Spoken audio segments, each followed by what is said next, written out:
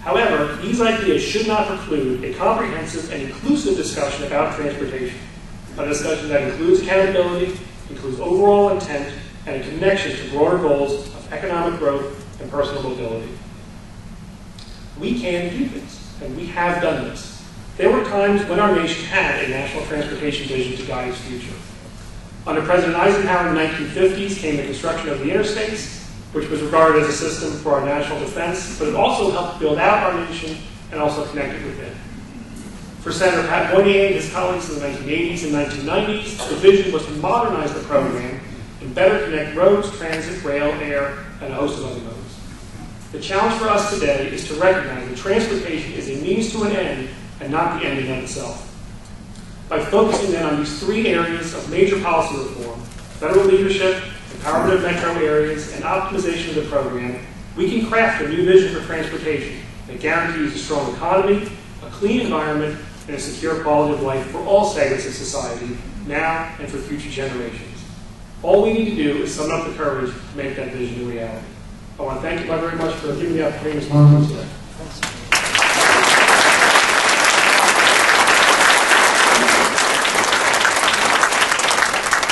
Thank you, Rob.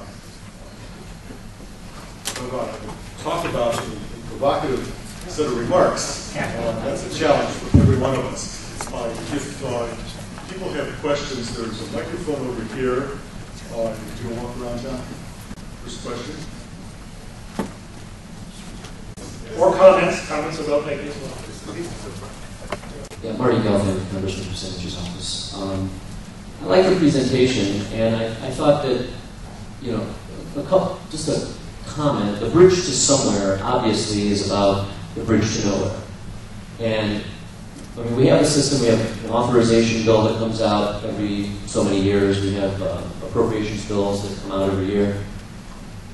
And, you know, through the authorization bills, we already have an infrastructure system. We have a highway system, we have an air system, we have, you know, what's left of the rail system.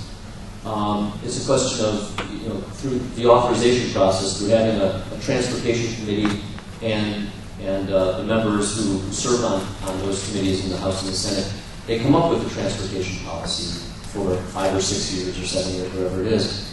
And you do have an appropriation system every year. Now, you do obviously have abuses of that. You had the bridge to nowhere in Alaska. And interestingly enough, you know, in arguing that the system works, that the party from which that came from got defeated in the very next election for both House and Senate.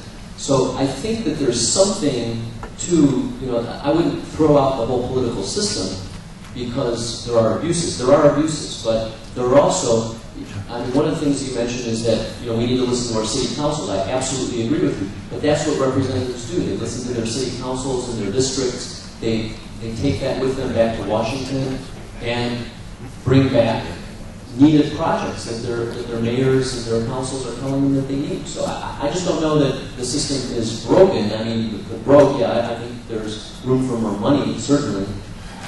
There's room for more projects, more things, but I don't know that the system is broken. Let me just respond quickly, that the earmarks are more, I think, emblematic of a bigger problem.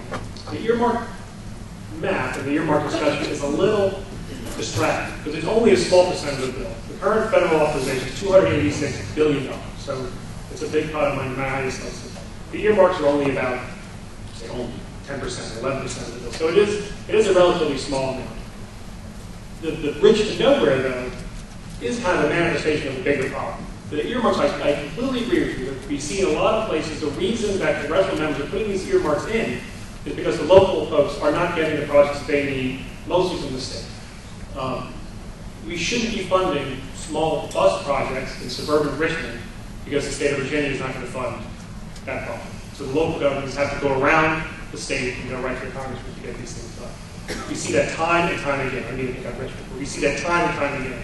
It's emblematic of something that's more fundamentally wrong in the system, in that money is given down to the states, and again, it's as close to a blank check as you can come to writing in this country. And the states can spend that money any way they want. They don't have to report anything back. They have to report back, did you spend the money? Yes or no? Yes, we did. That's all we have to do. No reporting of whether or not it was addressing congestion, moving people to jobs, the municipal carbon footprint, whatever you want to measure, there's no connection to that at all. So the earmarks kind of opens up the door, I think, to a larger conversation about what's really broken in the program. We are not suggesting we throw Congress out completely. I think Congress has a very important role to play in this, and they have been visionary in the past. I think that what we need, though, because we have this funding problem right now, is a real frank conversation. We're going to talk about raising the gas tax, pour more money into this current system. I think it just causes more problems than it's helping. But more positively, there's all kinds of innovations that are happening across the country because we've had a federal program that hasn't had much direction for local governments and metro areas across the nation. We have seen tremendous innovations across the country. I think a lot of that is because of the actions of real leadership on the federal level. So we have metropolitan areas, again, here in Cleveland, but across the country, tremendous advances. Not just congestion pricing, which gets a lot of attention, but metropolitan vision plans in places like Sacramento, transit expansion in places like Denver, carbon reduction efforts in metropolitan Seattle. So tremendous things all across the country that can't be dictated on the federal level because it doesn't recognize a lot of the idiosyncrasies, if you will, of these individual metros. It has to be flexible enough to allow for innovation and allow it to flourish. I think that's very important. Quick question. What kind of timeline do you think it would be to transform the system that we have today into what you're envisioning? The timeline you think it would take, make all the changes you envision? There was a fundraiser that had to have a different answer. We have a tremendous moment with the bill coming up for reauthorization next year. I was talking to somebody at our table 5 years ago. We had the conversation around the reauthorization of the bill. There was no conversation. It was all about donor, donee, and earmarks, and these kinds of things. There was no policy discussion whatsoever. But because they're going to have to do something to fix the funding problem. Otherwise, the program's going to get slashed by 25%. So they know this is coming. We had a real important kickoff with this National Commission report that came out earlier this year. It was a tremendous work. It was a big 300-page document. But all anybody focused on was not the new beginning and the throwing out of the existing bill. They focused on raising the gas tax 40%, or putting tolls on the roads, and this person hates this person, and all that kind of stuff. Nobody really focused on the true substance that was in that report. But that was a tremendous kickoff, I think. It's had a ripple effect all across the country. We're talking to groups like this. We're getting other groups involved, business communities, healthcare providers, schools, you name it. I mean, this has to be not a transportation conversation. It has to be much more. So in terms of the timeline, we hope that Congress and the administration does take the commission report apart and does try to do to scrap the program and start again. Now, obviously, we're not Pollyannish, maybe that can happen next August when the bill is due. It may take some more time. We've traditionally kicked out the transportation bill by a couple of months because we didn't get the work done. If it takes that much time, then we should do it. You take time to get it right and not reauthorize this first thing. It was actually 2 years, not 2 months.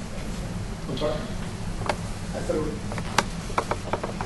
it was actually 2 years, I think, not 2 months last time. That was kicked out. Yeah, it was right. We were way overdue. There were lots of extensions for good reasons. And if that's what it takes this time, we should take those extensions. But we have to get it right this time. You mentioned leadership. Could you comment on the platforms of the presumptive two-party nominees and how it compares to your recommendations and your scheme of analysis about the importance of metropolitan areas, economic development, and transportation?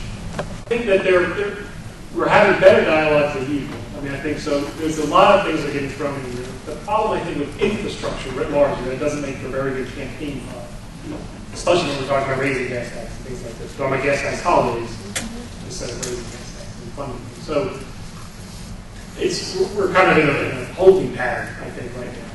But I will say that the administration, whoever comes in next November, is going to have a very critical job as far as this business goes. Again, the bill's up next in August of 2009. So whatever happens in the transition, I mean, there has to be some groundwork that gets done so that come January 20th, that they're off and running. Because there's going to be a war in healthcare. There's going to be some gigantic issues. And even if infrastructure is number 3, it's still pretty far down on the list, number 1, number 2. So But there is an understanding, I think, that they have to do something. I think that both parties know that this is an issue they're going to have to deal with